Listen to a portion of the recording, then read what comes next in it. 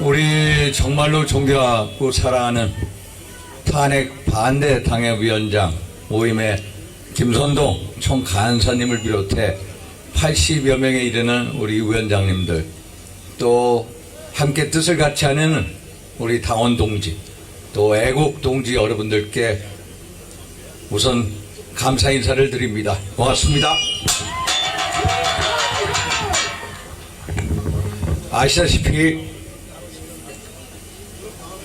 대통령 탄핵 또 구속 사태를 보면서 대한민국의 법치주의가 헌신짝처럼 너덜너덜해지고 붕괴되고 있는 현장을 저희들이 직접 목격했습니다.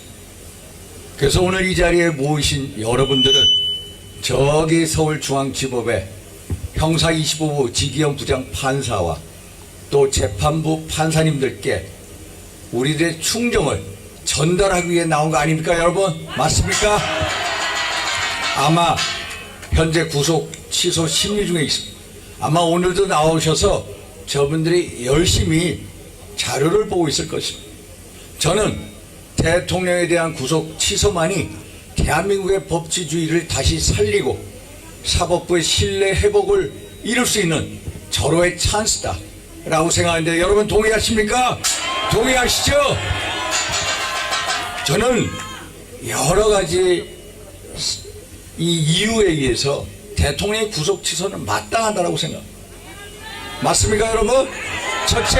첫째 한번 하나하나 따져보겠습니다. 그래서 우리 지기현 부장 판사님 제 어떤 입장을 한번 들어봐 주십시오. 제가 계속해서 서울중앙지법 앞에서 아침 8시부터 6시까지 릴레이 시위를 합니다.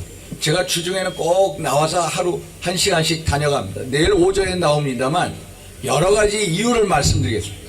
첫째, 대통령에 대한 체포영장이 집행이 된 게 1월 15일 오전 10시 반입니다.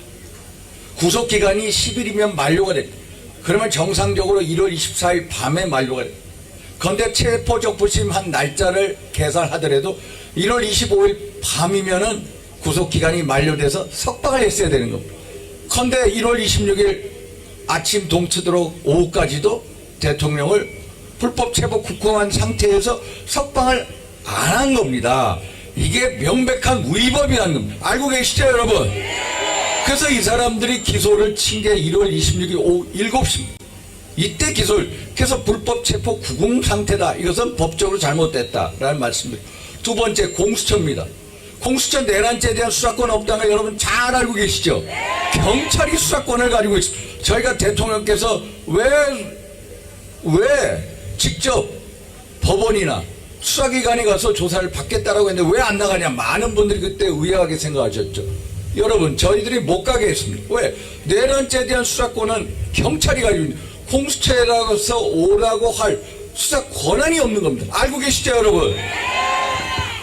그랬더니 이 사람들이 대통령이 직권남용을 했으니까 직권남용죄 관련 혐의로 내란죄를 수사하겠다. 이게 말이 됩니까? 여러분, 내란죄하고 직권남용죄는 범죄 구성 요건이나 범죄 성질이나 범죄 중대성이 너무나 다르지 않습니까?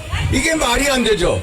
그래서 체포영장을 발부했습니다. 1월 3일날 체포영장 집행할 때 제가 그 수사관들하고 싸웠습니다.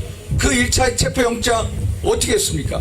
이야, 알고 보니까요, 서울중앙지법에 12월 6일, 12월 8일 이틀간에 걸쳐서 대통령을 피의자로 한 압수수색 영장과 통신영장을 청구했다. 피각당한 것을 지난주 금요일에 우리가 밝혀내지 않았습니까, 여러분? 그러니까 중앙지법에서 통신영장도 기각이 되는데 체포영장이냐 더더욱이 안 돼. 그래서 이 사람들이 영장 쇼핑하러 서부지법에 간 거 아닙니까, 여러분? 알죠? 서부지법에 1차 체포영장 발부한 사람 이순영 부장판사 어디 출신입니까, 여러분? 우리 법이 연구해죠.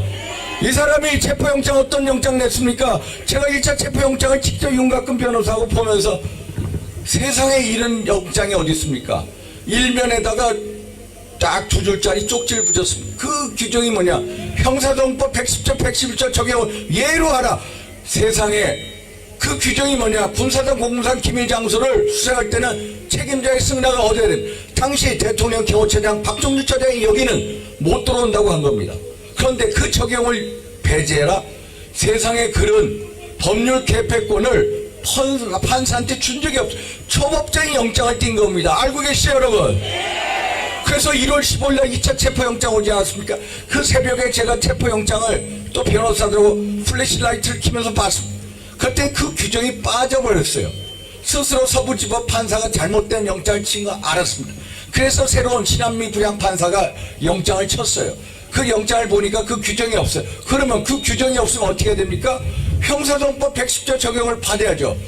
군사상 기밀장소, 관저는 군사상 기밀장소 가급입니다. 그래서 1월 15일 날 대통령 경호차장 김성훈 차장이 여기는 수색할 수 없다라고 명확히 얘기했습니다. 그런데도 이 사람들이 어떻게 했습니까? 불법으로 대통령 관저를 치고 들어온 겁니다, 여러분. 여러분, 이게 법 위반입니다. 형사정법 110조, 111조 적용을 받아서 경호 책임자가 여기는 승낙을 불허합니다 하면은 수색 영장을 할 수가 없습니다. 집행할 수가 없습니다. 그런데 압수수색 영장을 불법으로 집행을 한 겁니다. 이게 특수주거 침입죄를 범한 겁니다. 범죄적으로 따지면. 그래서 안 된다는 겁니다. 그리고 여러분 또 한번 보십시오. 1월 19일 날 오전 3시경 차은경 부장판사가 이분도 우리법 연구회라는 거 아닙니까? 대통령의 구속영장 쳤을 때 몇 자였습니까? 15자죠.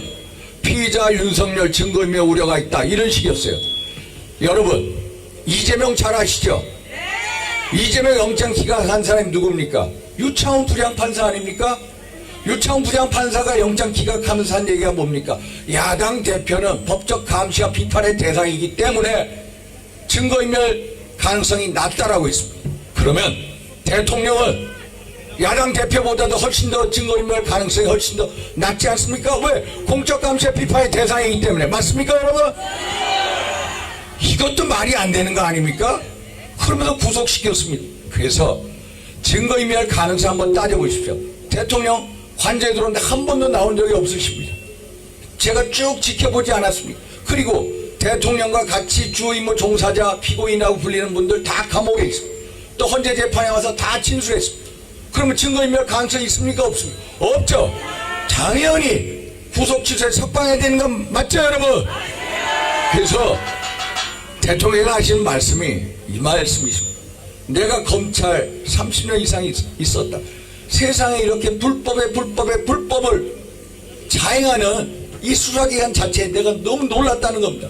그러면서 공수처에 가셔도 지금까지 구속 상태입니다. 그래서 여러분 독수독가라는 법리 원칙 잘 아시죠?